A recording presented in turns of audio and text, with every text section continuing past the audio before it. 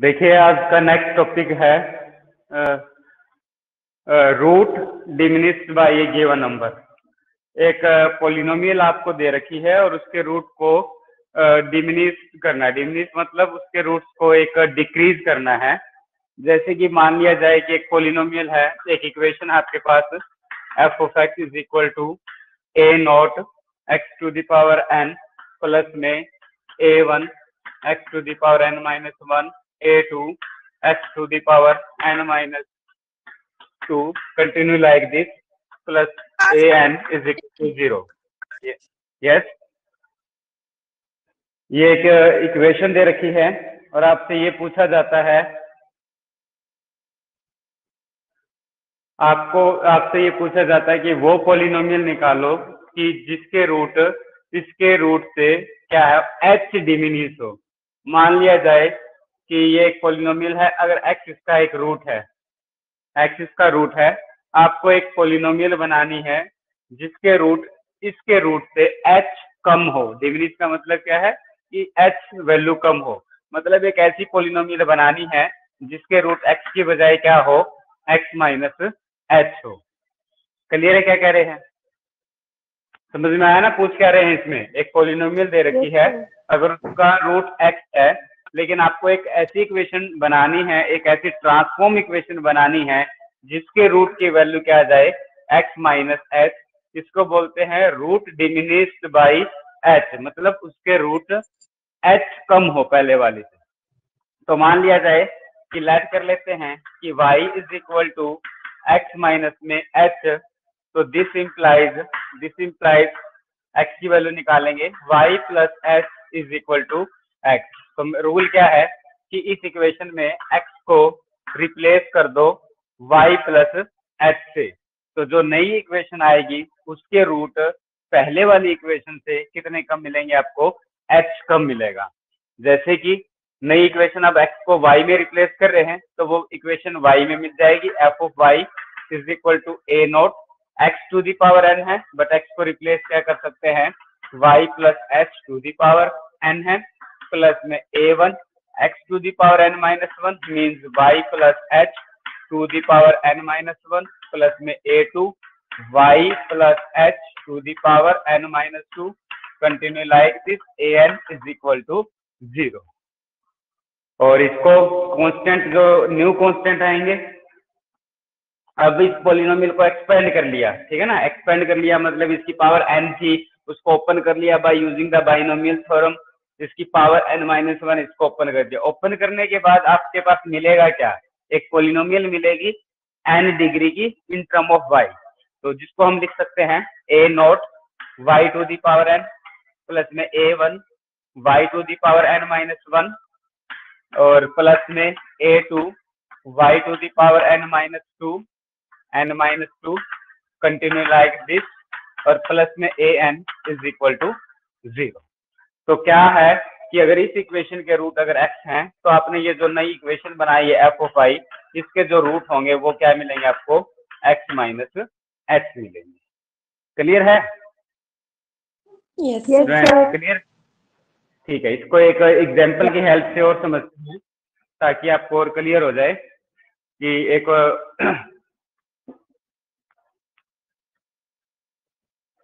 Example लेते हैं। एक पॉलिनोमियल दे रखी है f ऑफ x, किस टाइप से है, दैट इज से x क्यूब प्लस में 2x स्क्वायर प्लस में 3x minus one is equal to 0। Diminish the root of the equation by 1। अब क्या कहते हैं कि diminish the root of equation, पूछा क्या गया है, diminished the root of equation by 1, मतलब वो ट्रांसफॉर्म इक्वेशन निकालनी है जिसके रूट इस इक्वेशन से क्या हो, डिमिनिश्ड हो, कितना ही वैल्यू, 1 वैल्यू हो। मतलब अब आपको क्या करना है कि आपको x को रिप्लेस करना है x माइनस वन से, मतलब एक ऐसी पॉलिनोमियल बनानी है जिसके रूट पहले वाले रूट से माइनस कम हो, और उसको अगर हम y के इक्वल लिख लें तो आपके पास आ जाएगा this implies x is equal to y plus one. तो ये वैल्यू जो एक्स की आई है इस इक्वेशन के अंदर हम पुट कर देंगे। तो पुट किया तो आपके पास आ जाएगा y प्लस 1 का क्यूब प्लस में 2 इंटू में y प्लस 1 का होल स्क्वायर 3 इंटू में y plus 1 minus 1 is equal to 0। इसका क्यूब खोल लेंगे, a cube plus b cube plus में 3ab से 3y और y से मल्टीप्लाई 3y स्क्वायर 1 से मल्टीप्लाई 3y प्लस में इसका स्क्वायर खोल लेंगे 2y का स्क्वायर 1 का स्क्वायर 1 साथ में 2 मल्टीप्लाई में है 2y इंटू में 2 करेंगे तो 4y प्लस में 3y प्लस में 3 माइनस में 1 इज इक्वल टू 0। तो यहाँ से एक टर्म आ जाएगी y क्यूब, एक आपके पास 3y स्क्वायर और 2y square 3y square plus 2y square 5y square, एक 3y plus 4y that is equal to 7y plus 3b है तो दैट इज से 10y 3y plus 4y plus में 3 plus 2 5 minus 1 is 4। ये एक ऐसी equation है 3 प्लस 2 5 प्लस 1 6 माइनस 1 5 आएगा यहाँ पर। ठीक है, तो क्या रिलेशनशिप है, इस इक्वेशन के रूट अगर आपके पास 2 है तो इस इक्वेशन का रूट क्या मिलेगा 2 माइनस 1 मिलेगा। अगर इस इक्वेशन का रूट आपके पास 5 है तो इस इक्वेशन का रूट आपको क्या मिलेगा 4। रूट डिमिनिश बाई 1 का मतलब ये है। ओके, इसको एक दूसरा मेथड और है, एक प्रैक्टिकल मेथड और है इसको लिखने का करने का, जिससे भी आपको इसके रूट डिमिनिश करने हैं उसको इस इक्वेशन को बाई सिंथेटिक डिवीजन से डिवाइड कर दो। जैसे कि एक तरीका और है, इस इक्वेशन के कोफिशिएंट लिखिए 1, एक्स स्क्वायर का कोफिशिएंट क्या है 2 और एक्स का कोफिशिएंट है 3, कांस्टेंट टर्म है -1। इस इक्वेशन के रूट किससे डिमिनिश करने हैं, हमें 1 से डिमिनिश करने हैं। तो आप 1 से इसको सिंथेटिक डिवीजन के वाले मेथड से डिवाइड करना स्टार्ट करेंगे तो यहाँ पर ब्लैंक 1 से 1 आ जाएगा यहाँ पर, तो ये आ जाएगा 1 से 1 मल्टीप्लाई 1 2 प्लस 1 3 की 1 से 3 और 3 प्लस 3 6 की 1 से मल्टीप्लाई 6 और 6 माइनस 5 6 माइनस 1 5। ओके, दोबारा इसको 1 से डिवाइड करते रहेंगे लास्ट तक।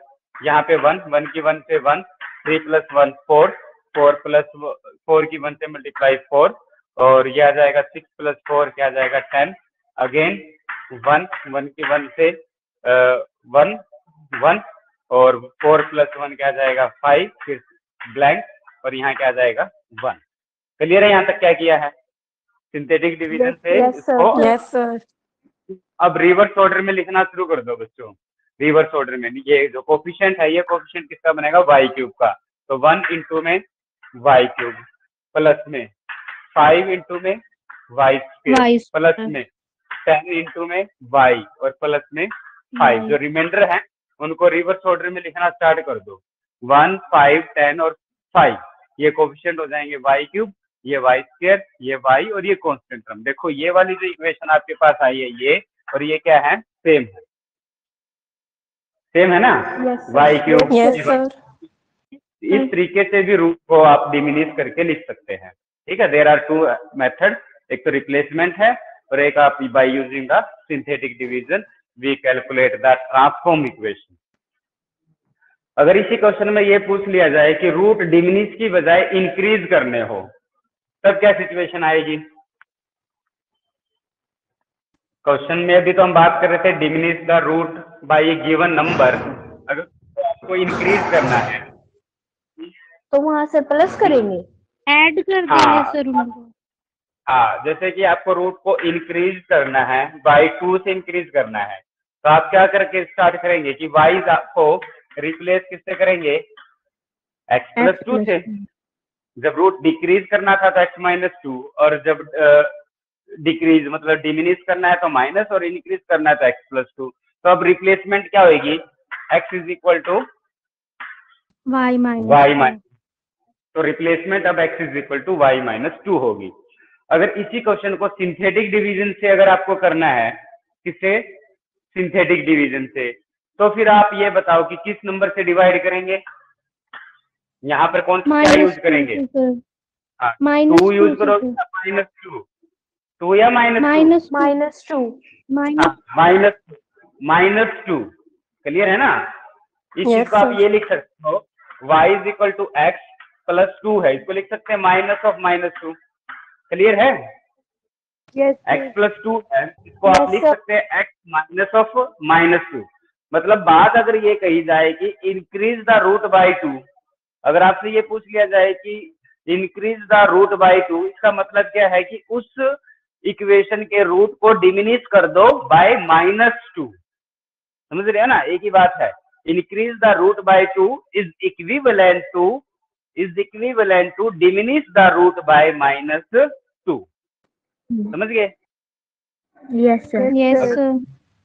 किसी भी इक्वेशन के अगर 2 नंबर से अगर रूट इंक्रीज करने हैं तो एक ही बात है कि उस इक्वेशन के रूट को डिक्रीज कर दो बाय -2, साइन बदल कर। बस ये चीज, अगर इंक्रीज का क्वेश्चन आए तो आप उसको ऐसे यहाँ से अटेम्प्ट कर सकते हैं। ठीक है, नेक्स्ट क्वेश्चन, नेक्स्ट टॉपिक है removal of term in general. Terms को रिमूव करना सीखना है। ये चीजें आपको 9th और 10th चैप्टर में भी यूज होती हैं। आपने 9th और 10th चैप्टर में इसका डायरेक्ट यूज किया है। तो name of the topic is removal of terms in general. आपको टर्म रिमूव करनी सीखनी है। आर्टिकल क्या कहता है? To remove a particular term from the transform equation. एक इक्वेशन है, मान लो f of x is equal to a0 x की power n, a1 x to the power n minus 1, a2 x to the power n minus 2, अब plus में an is equal to 0। एक ऐसी transform equation हमें निकालनी है, कि उसमें से सेकंड टर्म मिस हो जाए, इस टाइप की बात कर रहे हैं। एक ऐसी ट्रांसफॉर्म इक्वेशन हमें निकालनी है कि उसमें से थर्ड टर्म मिस मिले, या एक ऐसी ट्रांसफॉर्म इक्वेशन निकालनी है जिसमें से हमें क्या मिल जाए, फोर्थ टर्म मिस मिले। ठीक है, तो नेक्स्ट टॉपिक क्या है? Removal of term. ये आप सेकंड टर्म को रिमूव करना चाहते हैं, थर्ड टर्म को रिमूव करना है, या फोर्थ टर्म को रिमूव करना है, तो ये हमें इस आर्टिकल में सीखना है। तो इसके सीखने के लिए हम मान लेते हैं कि ये कोई भी एक इक्वेशन है, जनरल इक्वेशन है, और इस इक्वेशन के रूट को हम डिमिनिश कर रहे हैं, एक ट्रांसफॉर्म इक्वेशन निकाल रहे हैं बाय डिमिनिशिंग द रूट। एक ट्रांसफॉर्म इक्वेशन निकाल रहे हैं by diminish the root of f of x by h। इस इक्वेशन से एक ट्रांसफॉर्म इक्वेशन निकाल ली जिसके रूट इस इक्वेशन से क्या है, h डिमिनिश है। तो आप क्या रिप्लेसमेंट करेंगे? हम रिप्लेसमेंट करेंगे y को रिप्लेस करेंगे x माइनस h से, मतलब जहां भी आपके पास x मिलेगा उसको y प्लस h से हम क्या कर देंगे, रिप्लेस कर देंगे। क्लियर है? रिप्लेस करने के बाद Yes, जो नई sir. इक्वेशन आएगी वो y की फॉर्म में मिलेगी, पहले भी बताया था। वो क्या मिल जाएगी, a0, यह आ जाएगा y plus h to the power n, a1 यह आ जाएगा y plus h to the power n minus 1, फिर आएगा a2 y plus h to the power n minus 2, continue like this, an is equal to 0। अब क्या कहते हैं कि इसको हमने एक्सपेंड कर लिया बाइनोमियल थ्योरम का यूज करके। तो जब हम इसको एक्सपेंड करते हैं बाइनोमियल थ्योरम का यूज करके, तो एक तो y की पावर n में टर्म सिर्फ आपको यहाँ से मिलेगी, ठीक है ना, इस ब्रैकेट में से। अब वो टर्म इकट्ठी कर रहे हैं जिनके साथ क्या आता है, y की पावर n माइनस 1 आता है। y की पावर n माइनस 1 एक तो टर्म यहाँ से मिलेगी कि n a0 h, प्लस में एक टर्म यहाँ से मिल जाएगी a1, और इसके साथ क्या मिलेगा, y की पावर n माइनस। समझ रहे हो ना क्या कर रहे हैं? इसको बाइनोमियल थ्योरम से एक्सपेंड कर दिया। Yes, sir. a plus to the power n का फार्मूला लगाकर nc0 a to the power n plus x to the power n minus 1 plus में nc1, वो वाला बाइनोमियल थ्योरम का जो फार्मूला आप पढ़ते हो, a to the power x की पावर n है, इसको खोलते हैं nc0, a की पावर आप 0 लिखेंगे, x की पावर n लिखेंगे, प्लस में nc1, a की पावर 1 लिखेंगे, x की पावर n माइनस 1 लिखेंगे, कंटिन्यू लाइक दिस। ये होती है बाइनोमियल थ्योरम।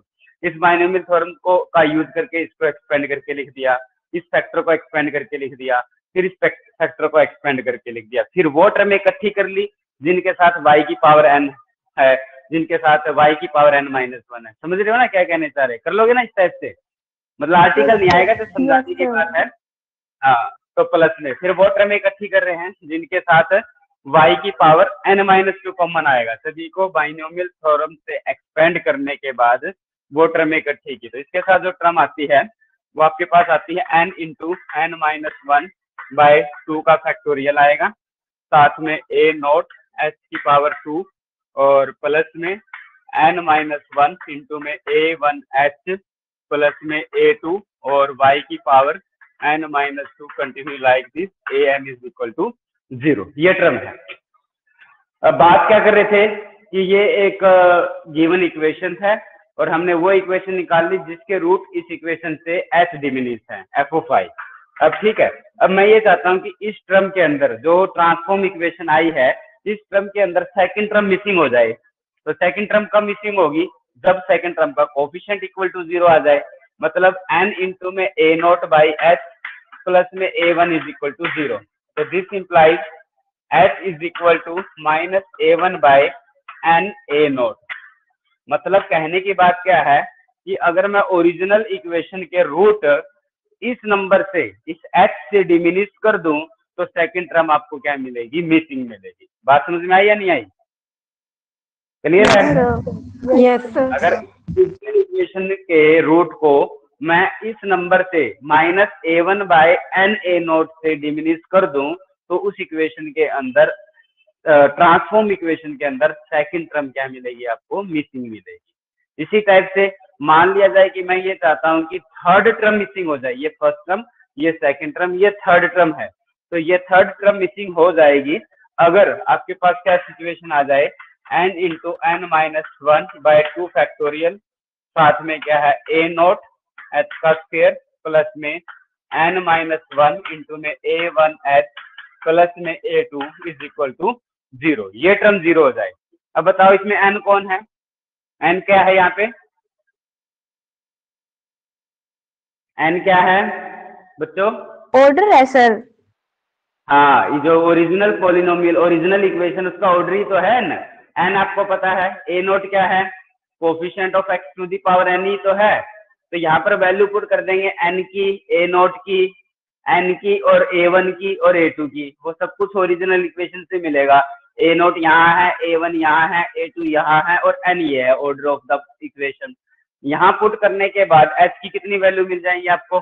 h में क्या मिलेगी? ये एक क्वाड्रेटिक इक्वेशन मिलेगी। h में क्या मिलेगी आपको? ये एक क्वाड्रेटिक इक्वेशन हो जाएगी।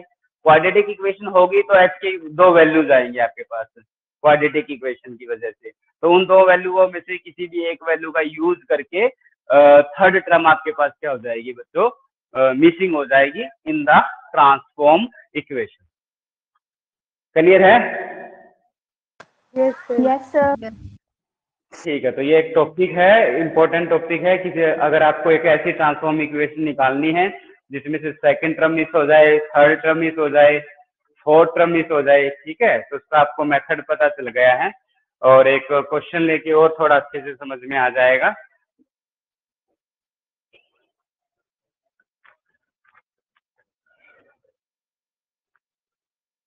अब देख लीजिए कि एक इक्वेशन ले लेते हैं, x की पावर 4 प्लस में 4x क्यूब प्लस में 2x square minus 4x minus 2 is equal to 0। ये एक इक्वेशन दे रखी है और आपसे ये पूछा गया है कि इसमें से इसकी सेकंड टर्म आपको एक ऐसी ट्रांसफॉर्म इक्वेशन निकालनी है कि उसमें इसकी सेकंड टर्म ना हो। ट्रांसफॉर्म इक्वेशन के अंदर सेकंड टर्म क्या हो? डिमिनिश, वांटिंग भी बोलते हैं वर्ड।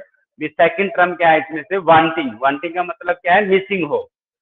ठीक है, तो बताओ इस इक्वेशन के रूट किससे डिमिनिश करें कि जो न्यू ट्रांसफॉर्म इक्वेशन आएगी उसके अंदर सेकंड टर्म ना हो। अभी हमने पढ़ा है आर्टिकल में कि अगर इस इक्वेशन के रूट अगर इस नंबर से हम डिमिनिश कर दें तो न्यू ट्रांसफॉर्म इक्वेशन के अंदर सेकंड टर्म मिसिंग मिलेगी। ठीक है, तो h की वैल्यू आपके क्या निकलेगी? अब h माइनस a1 का काम कौन कर रहा है बच्चों? 4। n का काम किसने किया? 4. और a नोट का काम किसने किया? 1. नहीं, बिल्कुल सही है। तो ये वैल्यू आ जाती है -4। इस इक्वेशन के जो रूट है हाँ, इस इक्वेशन के रूट को हम किससे डिमिनिश करेंगे? -1 से डिमिनिश करेंगे। तो सिंथेटिक डिवीजन का यूज कर लेते हैं, सिंथेटिक डिवीजन का यूज कर लेते हैं। कोफिशिएंट लिखिए 1, 4, ये 2, -4 एंड -2। -1 से डिमिनिश कर रहे हैं, स्पेस ब्लैंक 1, 1 की -1 से मल्टीप्लाई -1, 4 और -1 को ऐड करेंगे 3, 3 की -1 से मल्टीप्लाई -3, 2 और -3 को ऐड किया -1, -1 की -1 से मल्टीप्लाई 4, -4 में 1 ऐड किया -3, और -3 की -1 से मल्टीप्लाई 3, और 3 में -2 ऐड करेंगे तो 1। अब नेक्स्ट स्टेप के लिए फिर ब्लैंक ये 1, 1 की -1 से मल्टीप्लाई -1, 3 में -1 ऐड करेंगे 2, 2 की -1 से मल्टीप्लाई -2, -1 और -2 को ऐड किया -3, -3 की -1 से मल्टीप्लाई 3, और 3 में -3 ऐड करेंगे तो आपके पास आ जाएगा 0। 0। इसके बाद नेक्स्ट, हाँ नेक्स्ट स्टेप करेंगे, यहाँ ब्लैंक 1 की ये ब्लैंक 1 की -1 से मल्टीप्लाई -1, 2 -1 1, 1 की -1 से मल्टीप्लाई -1, और -3 में -1 ऐड करेंगे तो 4 आ जाएगा। यहाँ पर ब्लैंक ये 1, 1 की -1 से मल्टीप्लाई -1, और यहाँ पर क्या आएगा 0, ये ब्लैंक, और यहाँ पर क्या आ जाएगा आपके पास 1 आ जाएगा। क्लियर है यहाँ तक? अब इसको यस सर। फॉर्म में लिखेंगे ट्रांसफॉर्म। तो therefore transform equation is y⁴ plus में 0, y⁴ माइनस में 4, y⁴ प्लस में 0 इंटू में y प्लस में 1 और is equal to 0। This implies y⁴ minus में 4y² माइनस 4y² प्लस में 1 इज इक्वल टू 0। क्लियर है?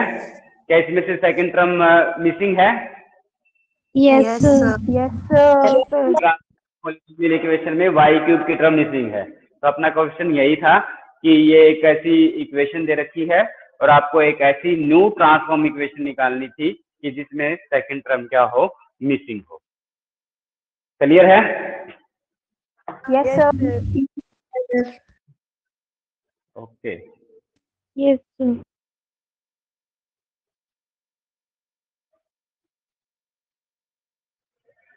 तो नेक्स्ट टॉपिक है ट्रांसफॉर्मेशन ऑफ क्यूबिक इक्वेशन। एक क्यूबिक इक्वेशन आपको दे रखी है a0x³ plus 3a1x² plus 3a2x plus a3 is equal to 0। इस क्यूबिक इक्वेशन को आपको ट्रांसफॉर्म करना है एक ऐसी इक्वेशन में, एक ऐसी इक्वेशन में जिसमें एक तो सेकंड टर्म क्या हो, मिसिंग, एक तो सेकंड टर्म मिसिंग हो, और जो लीडिंग कोफिशिएंट है वो आपके पास क्या हो, 1 आ जाए। To reduce the cubic equation in the form in which second term may be wanting.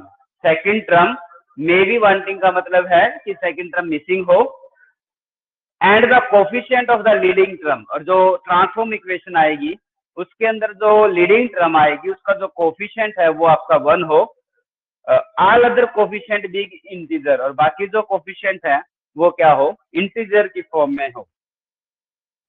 तो सेम प्रोसेस है। सबसे पहला स्टेप क्या होता है कि मान लेते हैं कि ये जो इक्वेशन है इसके जो रूट है वो उसको हम डिमिनिश कर रहे हैं, h से डिमिनिश कर रहे हैं।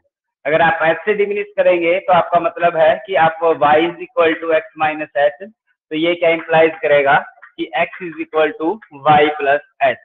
तो गिवन इक्वेशन में जहां भी आपको x मिलता है उसको रिप्लेस कर देंगे y प्लस h से। तो आफ्टर रिप्लेसिंग न्यू पॉलिनोमियल किसमें मिल जाएगी, y की फॉर्म में मिल जाएगी। तो f of y new equation आ जाएगी a0, x को रिप्लेस कर देंगे y प्लस h का क्यूब प्लस में 3a1, x को रिप्लेस कर देंगे y प्लस h का होल स्क्वायर प्लस में 3a2, और इंटू में x है, x को रिप्लेस कर देंगे y प्लस h प्लस में a3 is equal to 0।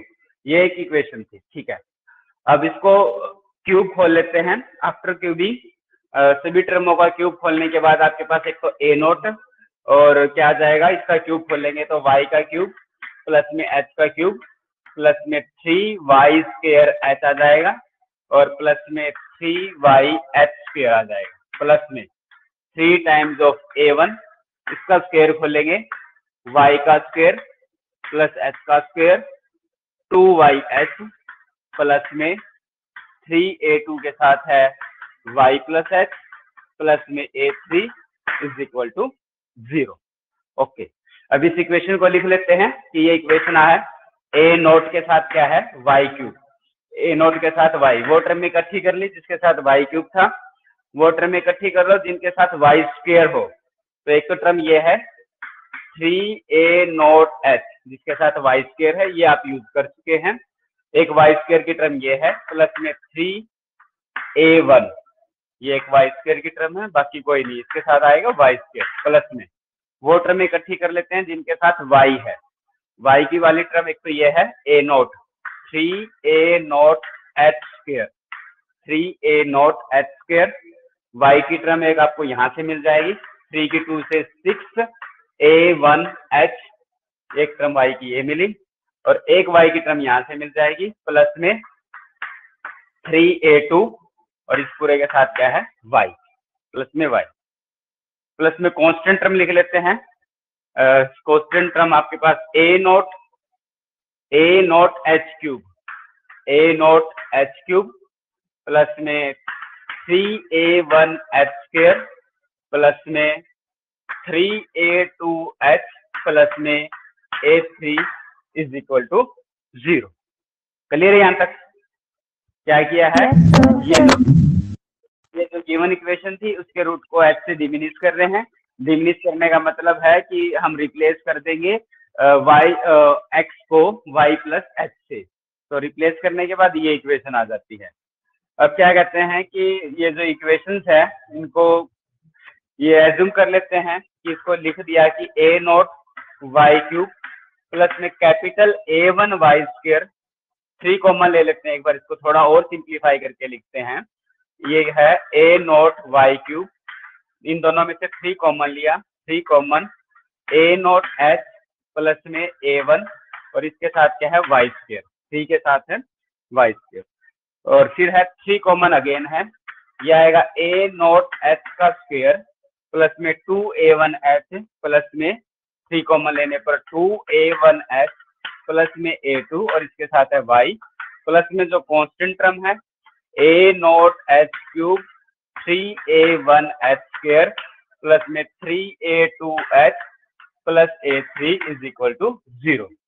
Next step में हम क्या करते हैं, हम ये ले लेते हैं कि a नोट y क्यूब, ये 3, ये जो ब्रैकेट में टर्म है इसका नाम रख दिया हमने कैपिटल A1 y स्क्वायर, फिर ये 3, नेक्स्ट ब्रैकेट में जो टर्म है उसका नाम हमने रख दिया कैपिटल A2 y, और लास्ट में जो टर्म है पूरी उसका पूरे का नाम हमने क्या रख दिया A3 is equal to 0। Clear है यहाँ तक कि ये जो ब्रैकेट में टर्म थी a नोट प्लस a1, इसका नाम हमने a1 रखा, इस ब्रैकेट में जो टर्म उसका नाम हमने a2 रख दिया, और लास्ट में जो कांस्टेंट टर्म थी उसका नाम हमने क्या रख दिया a3। अब आपको जो ट्रांसफॉर्म इक्वेशन निकालनी है उसमें ये भी कंडीशन थी कि जो लीडिंग टर्म है उसका जो कोफिशिएंट है वो 1 होना चाहिए। तो अब हम पूरी इक्वेशन को किससे डिवाइड कर देते हैं, a नोट से डिवाइड कर देते हैं to remove the second term. अब a नोट से डिवाइड करेंगे तो सबसे पहले तो ये सेकंड टर्म को रिमूव कर रहा है। ओके, ये इक्वेशन थी जो f ऑफ x, इसके रूट हमने h से डिमिनिश किए और ये नई इक्वेशन आ गई, ठीक है। बट जो ट्रांसफॉर्म इक्वेशन हमें निकालनी है उसके ऊपर 2 कंडीशन थी, एक तो सेकंड टर्म मिसिंग होनी चाहिए, और एक लीडिंग कोफिशिएंट क्या होना चाहिए आपका 1 होना चाहिए। 2 कंडीशन थी ना जो हमसे पूछी गई है। तो अब इसकी जो सेकंड टर्म है उसको डिमिनिश करना है, तो इसके रूट किससे हमें अब ये कहता है कि इसकी जो सेकंड टर्म है ये मिसिंग हो जाए। ऐसा कब पॉसिबल है, जब इस सेकंड टर्म का जो कोफिशिएंट है वो इक्वल टू 0 आ जाए। इस सेकंड टर्म का कोफिशिएंट क्या है बच्चों, इस सेकंड टर्म का कोफिशिएंट तो ये है, मतलब ये क्या आ जाए इक्वल टू 0 आ जाए। मतलब हमें क्या पुट करना पड़ेगा 3a नोट h प्लस में a1 इज इक्वल टू 0 आ जाए। 3 तो 0 हो नहीं सकता, तो a naught h plus a1 is equal to 0, और h is equal to minus में a1 by a naught, h is equal to minus में a1 by a note. Clear यहाँ तक? ठीक है, तो एच इस इक्वेशन के जो रूट हैं जो हम किससे डिमिनिश कर रहे हैं, एच से जो डिमिनिश कर रहे हैं, तो उस एच की जो वैल्यू है वो क्या आएगी आपके पास, माइनस में a1 बाय ए नोट। अब इस एच की वैल्यू के हिसाब से, अगर इस एच की वैल्यू के हिसाब से what is the value of a2, a2 की वैल्यू डिस्कस करने जा रहे हैं कि a2 आपने किसको माना है, a2 is equal to A naught H square plus में 2a1h और प्लस में a2, इसको हमने क्या माना है, ये जो टर्म है इसको हमने a2 रखा है। इसमें h की वैल्यू पुट कर देते हैं minus a1 by A note, minus a1 by A note, ये a नोट है, minus a1 by A note का होल स्क्वायर प्लस में 2a1, h को रिप्लेस कर दिया minus a1 by A note से प्लस में a2, तो ये ए नोट, इसका स्क्वायर करेंगे a1 का स्क्वायर, यहाँ जाएगा ए नोट का स्क्वायर और 2 माइनस आ जाएगा minus 2a1 square by A naught और प्लस में क्या जाएगा a2, एक ए नोट से एक ए नोट आपका कैंसिल हो जाएगा, तो आपके पास टर्म बच जाएगी a1 square by A note minus में 2a1 square by A naught plus में a2, तो 1 माइनस 2, तो minus a1 square by A naught plus में a2, और ये वैल्यू किसकी आ जाती है, a2 की वैल्यू आ जाती है। a2 is equal to minus a1 square by A naught plus a2, अगर इसको एलसीएम ले लें, ए नोट अगर हम एलसीएम लेते हैं तो minus a1 square A note a2 minus a1 square is equal to A note a2 minus a1 square by a2, ये वैल्यू किसकी आ जाती है बच्चों, a2 की आ जाती है। ये कहता है कि जो ऊपर वाली जो टर्म है a note a2 minus a1 square by A not, अगर इस टर्म को हम h से रिप्लेस कर दे, कैपिटल H से, तो capital H by A note, तो a2 किसके इक्वल है बच्चों, a2 किसके इक्वल है, h बाय a2 के इक्वल है h by two A naught, sorry h by A naught, और जहां पर h का काम कौन कर रहा है, h का काम कर रहा है ए नोट a2 माइनस में a1 स्क्वायर। इसी टाइप से हम किसकी वैल्यू फाइंड आउट करेंगे बच्चों, यहाँ पर a3 की वैल्यू फाइंड आउट करेंगे। a3 की वैल्यू आपके पास क्या है, a not h cube plus 3a1h square plus 3a2h plus a3, यहाँ पर h को रिप्लेस कर देंगे minus a1 by A note से, यहाँ पर h को रिप्लेस करेंगे माइनस a1 बाय ए नोट से, तो रिप्लेस करने के बाद आपके पास वैल्यू क्या आ जाएगी a3 की, तो after replacing a3 is equal to, यहाँ पर h को अगर हम रिप्लेस कर दें minus a1 by A note से, यहाँ पर h को रिप्लेस कर दें minus a1 by A note से, और 3a2h है, फिर यहाँ पर अगर हम h को रिप्लेस कर दें minus a1 by A note से, और उसको जब हम सिंप्लीफाई करके देखेंगे तो लास्ट जो वैल्यू आपके पास a3 की आ जाती है वो आ जाती है a note square a3 minus में 3a note a1 a2 plus में 2a1 क्यूब, और साथ में नीचे आ जाता है ए नोट का होल स्क्वायर, और इसको हमने रिप्लेस कर दिया कि ये किसके इक्वल है, g बाय ए नोट का होल स्क्वायर, g बाय ए नोट का होल, समझ गए ना क्या किया है, ये जो a3 था, a3 की वैल्यू ये है, इसमें h को रिप्लेस कर दिया, रिप्लेस करके सिंप्लीफाई कर दिया, ऊपर जो भी टर्म थी उसका नाम हमने g रख दिया, और नीचे क्या आपके पास ए नोट का होल स्क्वायर।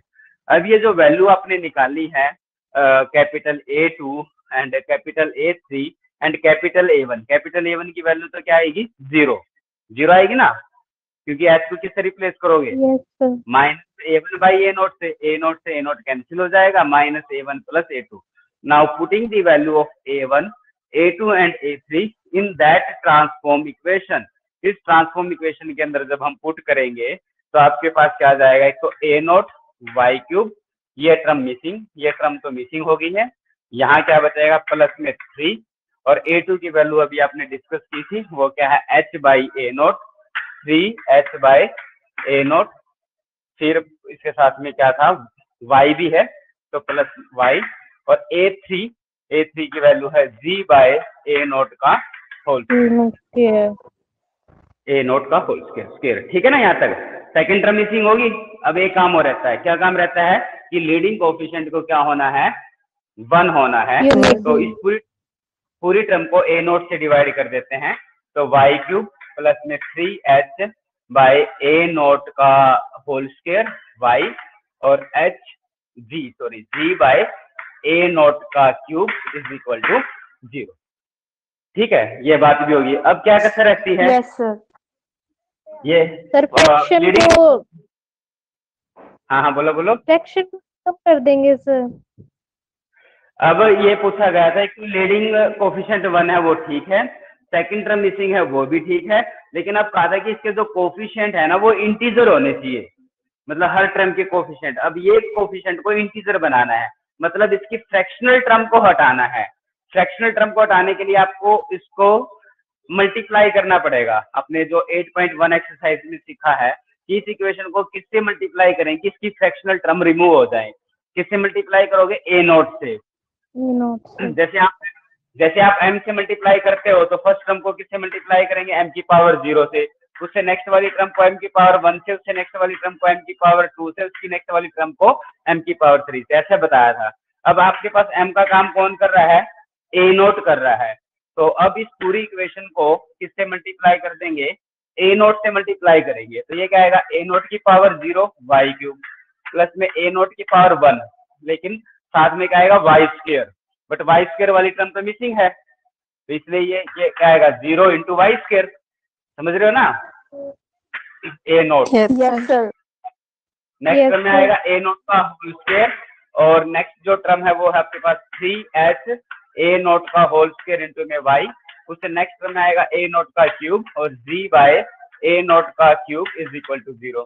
तो आपने यहाँ से क्या देखा, a नोट की पावर 0 तो 1 होएगा, ये y क्यूब है, ये टर्म 0 बनेगी, a नोट स्क्वायर से a नोट स्क्वायर कैंसिल हो जाएगा, 3hy, और यहाँ से a नोट का क्यूब a नोट कैंसिल हो जाएगा, g is equal to 0। It is the required transform equation in which second term is missing, leading coefficient is 1 and the coefficient of each term is an integer। ये वाली बात। Integer.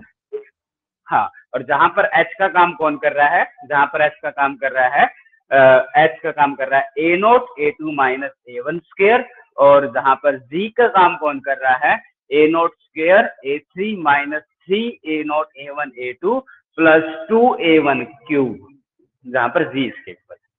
Clear है? Yes, sir. Yes sir. ठीक है बेटा, यही तक करते हैं। इस पे बेस आपके जो सोल्ड और एक्सरसाइज के क्वेश्चंस हैं वो प्रैक्टिस करके देख लेना, जो डाउट्स होंगे वो नेक्स्ट लेक्चर में ले लिए जाएंगे। Okay sir. ओके।